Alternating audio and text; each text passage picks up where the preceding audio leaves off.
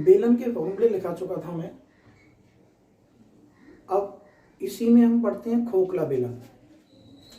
कौन सा बेलन पढ़ेंगे? खोखला बेलन। ये खोखला बेलन क्या होता है? जैसे पाइप अपना खोखला बेलन होता है। अभी मैंने इससे पहले फॉर्मूले लिखाए थे ठोस बेलन के। अब ये खोखला बेलन हो गया जैसे पाइप होता है अपना, है ना, उसके अंदर भी स्पेस होगा खाली, तो वो खोखला हो जाएगा, ठोस नहीं होगा। तो खोखला बेलन का मतलब हो गया वो कुछ मोटा होगा। जैसे ये अंदर का भाग लिया मैंने बेलन का, मान लीजिए कि ये इतना मोटा है, इसकी मोटाई हो गई, तो ये अपना खोखला बेलन हो गया। खोखले बेलन में क्या होगा? एक अंदर का पृष्ठ होगा, एक बाहर का पृष्ठ होगा, एक आधार में वृत्ताकार पार्ट्स ये होगा, एक आधार में वृत्ताकार पार्ट्स ये होगा। इसको आधार शीर्ष कह सकते हैं हम। ये आधार हो गया अपना।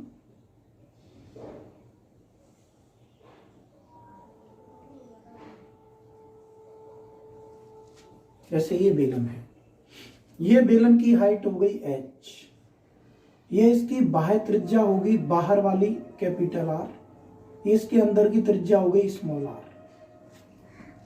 तो सबसे पहले आपको जानना है कि इसकी दो त्रिज्या होंगी, आंतरिक त्रिज्या जो अंदर के पृष्ठ को टच करती है स्मॉल r, बाह्य त्रिज्या जो केंद्र से बाहर तक की दूरी को प्रदर्शित करती है कैपिटल R, ऊंचाई h।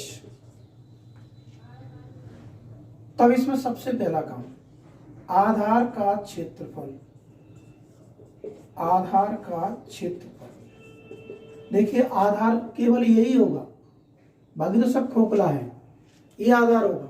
अब इसका क्षेत्रफल ज्ञात करना है। हम वृत्त का क्षेत्रफल पढ़ते थे, तो वृत्त का क्षेत्रफल पाई आर स्क्वायर होता है। अब पाई आर स्क्वायर जब होता है तो उसमें एक ही रेडियस होती है। अब जैसे वृत्ताकार मैदान का क्षेत्रफल जिसमें घास लगाना होता था, ऐसे क्वेश्चन हम पढ़ा करते थे, तो कुछ इस तरीके से पार्ट्स बनेगा। ये अंदर की रेडियस होगी, ये बाहर की रेडियस होगी। तो जब ये अंदर का पार्ट्स हमें ज्ञात करना है तो कंप्लीट क्षेत्रफल में से अंदर का क्षेत्रफल घट जाएगा, यानी पाई कैपिटल आर स्क्वायर में से pi small R square minus कर दें तो हमें आधार का क्षेत्रफल मालूम चल जाएगा। यही इसके सिरे का क्षेत्रफल होगा। इसी को क्या कहेंगे हम? सिरे का क्षेत्रफल भी कहेंगे। इसी को हम क्या कहेंगे? सिरे का क्षेत्रफल भी कहेंगे।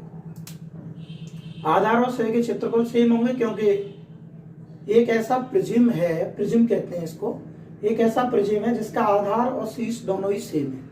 ये प्रिज्म के पार्ट्स होते हैं, घन है, घनाभ है, बेलन है, ये सब इसी के पार्ट्स। तो इसका आधार और सिरे के क्षेत्रफल सेम रहते हैं, तो ये क्षेत्रफल ये होगा वही ये होगा।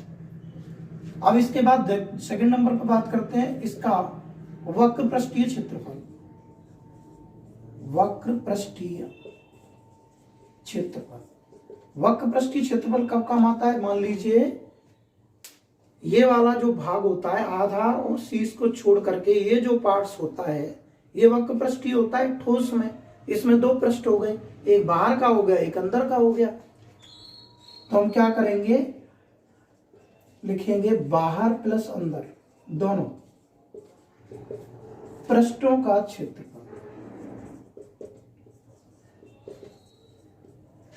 तो बाहर का क्षेत्रफल 2 पाई कैपिटल आर एच, अंदर का 2 पाई स्मॉल आर एच। उस दिन मैंने बताया था, यहां से मैं अगर 2 पाई एच कॉमन ले लूं तो capital R plus small R बचेगा। अब इसी में थर्ड पार्ट, संपूर्ण पृष्ठीय क्षेत्रफल। संपूर्ण पृष्ठीय क्षेत्रफल। अब इसमें ये दो पृष्ठ अपने आ चुके हैं, अंदर का आ गया, बाहर का आ गया, अब संपूर्ण के लिए बचा क्या, एक ये सरे का क्षेत्रफल, एक ये आधार का क्षेत्रफल, दो और बचे। अगर इनको हम टोटल कर दें तो हमारा संपूर्ण पृष्ठीय क्षेत्रफल हो जाएगा, टोटल एरिया हो जाएगा अपना। तो यहां हम बात करते हैं संपूर्ण पृष्ठीय क्षेत्रफल, तो क्या आएगा, कुल वक्र पृष्ठ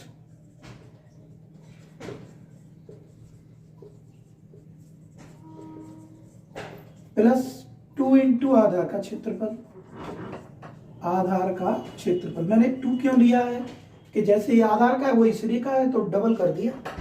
तो ये क्या था अपना कि 2